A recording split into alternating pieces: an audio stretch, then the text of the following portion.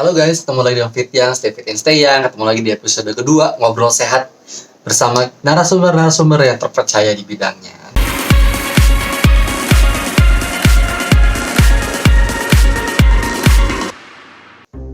Halo guys, ketemu lagi dengan Fityan, Stay Fit and Stay Young. Ketemu lagi di episode kedua, Ngobrol Sehat bersama narasumber-narasumber yang terpercaya di bidangnya. Nah, hari ini, kalau kalian udah nonton episode ke-1, pasti kalian nggak asing dengan sosok satu ini. Wah, sosok deh kayak film misteri aja ya. Serem ya. Nah, kali ini gue ditemani lagi dengan dokter cantik satu ini, Dokter Sinta. Halo. Hai. Ketemu lagi ya dok kita. Kalau kalian belum kenal Dokter Sinta, tonton episode 1. Kalian tahu siapa ini Dokter Sinta. Nah, lanjut nanti kita pertanyaan pertama dari Q&A. Oh iya, sebelum lanjut ke pertanyaan pertama, buat kalian yang mau naruh pertanyaan-pertanyaan bisa langsung taruh aja di kolom komentar di video ini atau di video episode 1, atau kalian bisa DM gue di Instagram di @fityang. Nah, kita akan menjawab berbagai Q&A ataupun pertanyaan-pertanyaan yang kalian tanyakan di DM ataupun di kolom komentar YouTube. Jangan lupa subscribe ya, karena subscribe itu gratis dan semoga bisa banyak orang yang lebih bermanfaat dari video ini. Oke, pertanyaan pertama, olahraga itu baiknya pagi, siang, atau malam sih dok? Gimana dok?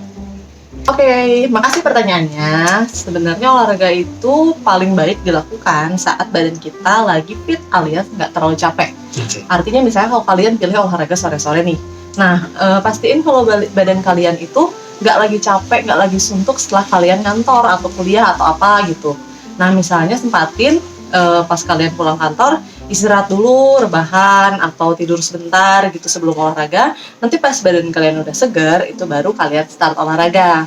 Kenapa? Karena olahraga yang dilakukan pada saat kita sedang ngerasa capek atau kita lagi ngerasa stres berat, itu cenderung akan memberikan efek yang berbahaya ke dalam tubuh kita. Jadi sebaiknya kita tenangin dulu, bikin badan kita relax dulu, supaya nggak banyak hormon stresnya, baru deh kita olahraga gitu. Dan ada juga yang bilang kalau penelitian itu lebih baik dilakukan pada saat sore hari dibandingkan saat pagi hari. Karena saat pagi hari itu tubuh kita habis mengalami tidur yang sangat lama, 7 jam gitu misalnya tidur malam. Itu badan kita pas pagi itu kaget kalau langsung dikasih beban yang berat gitu. Jadi kalaupun mau olahraga pagi, sebaiknya ringan aja, misalnya jalan-jalan atau jogging gitu aja.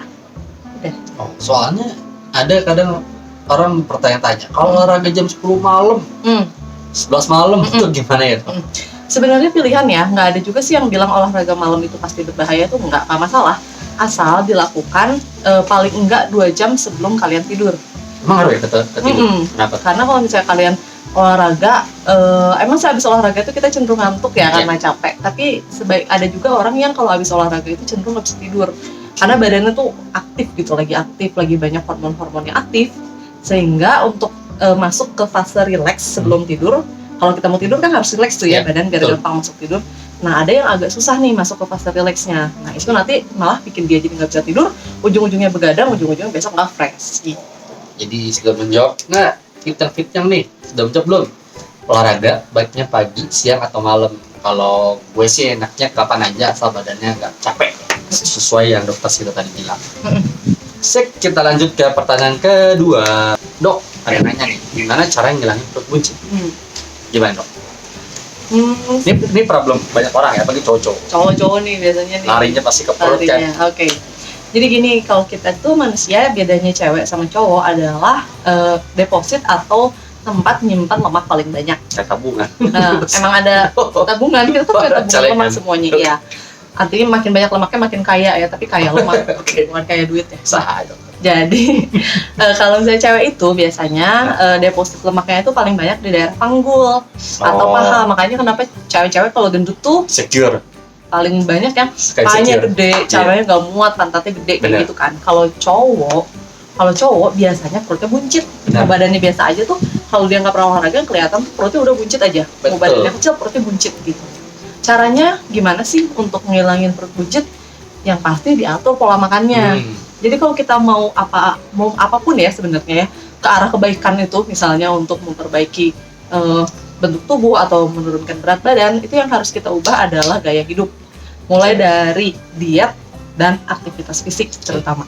Nah, yang pertama dari dietnya, kita pastiin dulu kebutuhan kalori harian kita itu disesuaikan dengan aktivitas fisik dan asupan yang kita makan sehari-hari. Jadi harus tahu dulu kebutuhan kalorinya berapa supaya nggak berlebihan. Yang kedua, yang pasti adalah memperbanyak aktivitas fisik. Mulai dari kegiatan sehari-hari di rumah yang melibatkan fisik, misalnya bersih, cuci mobil, itu juga dilatih supaya badan kita terlatih untuk tetap aktif. Terus yang kedua adalah olahraga yang rutin, mulai dari yang cardio atau endurance tadi, yang aerobik. Yang ketiga adalah latihan otot yang spesifik untuk otot perut, misalnya kayak crunch atau leg raise, sit up, dan banyaklah latihannya untuk latihan otot perut. Jadi itu semua tuh harus dikombinasi untuk ngilangin perut buncit. Dan satu lagi, kurangin minum minuman manis. Itu problem. Manis gorengan ya? Iya. Nah, kalau kalori defisit bantu nggak dok? Iya dong, pasti. Kalori defisit itu kan sebenarnya kalau asupan kita sehari-hari itu lebih banyak daripada kebutuhan kita, otomatis kita harus ngurangin kan? Ya itulah yang sebenarnya disebut dengan kalori defisit gitu. Jadi kalau kalian nggak tahu kebutuhan kalian berapa dan asupan kalian berapa, di mana kalian tahu kalau kalian defisit atau enggak? Gitu aja sih prinsipnya. Oh, berarti bisa dibilang perut buncit itu terjadi karena kita konsumsi kalori per hari itu di atas kebutuhan kalori kita. Nggak dipakai kalorinya, jadinya gitu numpuk di bank tadi. Nah, gimana? Udah menjawab belum? Buat kalian yang tahu tentang kalori defisit, bisa tonton di video-video gue sebelumnya. Itu ada caranya gue nurunin dan ngilangin perut buncit gue. Itu bisa tonton kalori defisit. Oke, kita lanjut ke pertanyaan ketiga. Pertanyaan ketiga, olahraga saat flu atau batuk boleh nggak dok? Kira-kira gimana? Kalau flu atau batuk itu kan sebenarnya kita lagi sakit ya, artinya badan kita tuh lagi nggak fit sebenarnya. Dan olahraga saat tubuh kita lagi nggak fit itu sebetulnya tidak disarankan. Kenapa? Karena saat kita olahraga itu sebenarnya sedikit memberikan stres ke tubuh kita, namanya stres fisik. Kalau teman-teman tahu yang namanya stres psikis, kita cemas lah, kita stres, banyak tekanan, banyak kerjaan, itu kan stresnya psikis ya. Ada juga yang namanya stres fisik. Nah, sebenarnya olahraga sendiri itu adalah proses pemberian stres secara sengaja. Tujuannya supaya badan kita adaptasi, lebih kuat menghadapi stres. Itu sih tujuannya. Tapi kalau kita udah sakit, artinya mengalami infeksi, flu, batuk, demam, dan sebagainya, artinya kita udah dapat stres tambahan nih dari penyakit, dari lingkungan. Nggak perlu kita tambahin lagi stres yang dari olahraga. Nanti tubuh kita bakalan lebih drop. Jadi intinya, kita olahraga saat tubuh kita sedang fit atau sedang sehat, dengan cara memberikan stres tadi melalui olahraga supaya kuat gitu. Jadi kalau lagi sakit jangan ditambahin lagi stres dari olahraga gitu. Nah, buat kalian yang maksain olahraga badan lagi sakit, dia dengerin tuh. Malah bisa tambah sakit ya dok? Iya, betul. Selain sakit, flu-nya batuk malah tambah, bisa jadi otot-otot yang lain badannya juga lemas jadi sakit kan? Gitu. Nah, lanjut pertanyaan keempat. Pertanyaan keempat, kalau cewek angkat beban bisa bentuk otot kayak otot cowok nggak? Ini banyak yang ditakutin cewek-cewek nih. Tapi sebenarnya gimana dok menurut dokter? Soalnya ada contohnya Agnes Mo ya, itu salah satu cewek yang suka angkat beban, berotot, tapi ototnya nggak segede otot cewek. Nah, penjelasannya gimana tuh? Jadi sebetulnya ada banyak faktor yang membedakan antara cewek sama cowok ya. Itu yang pertama adalah hormon. Nah, udah pasti kalau cewek itu dominannya estrogen, progesteron, kalau cowok tuh banyaknya testosteron. Nah, testosteron tuh hormon seks yang berfungsi juga ternyata untuk doping, untuk meningkatkan massa otot gitu. Jadi kalau misalnya cowok hormon testosteronnya udah lebih banyak secara natural daripada cewek, otomatis efek olahraga atau angkat beban ke cowok juga pasti lebih tinggi untuk naikin massa ototnya dibandingin ke cewek. Itu yang secara natural ya. Itu yang udah nggak bisa kita ubah-ubah kasarnya gitu. Kecuali kalau kalian pakai doping, dan aku nggak nyaranin gitu ya. Terus yang kedua, latihan otot, mau itu buat cewek, mau itu buat cowok, udah pasti akan menaikkan massa otot. Itu mah udah emang kayak gitu ketentuannya. Tapi selain menaikkan massa otot, latihan beban atau latihan otot juga akan meningkatkan kekuatan otot. Jadi incerlah tujuan yang kedua. Artinya kita latihan beban tuh bukan untuk gede-gedean otot, tapi untuk naikin kekuatan otot. Dimana buat cewek, buat cowok itu sama pentingnya. Nah, caranya gimana sih kalau cewek-cewek mau latihan otot tapi nggak nggak gede kayak cowok? Ya itu latihan ototnya dibatasi dari mulai intensitasnya, dari mulai durasinya, dan yang paling penting adalah bebannya.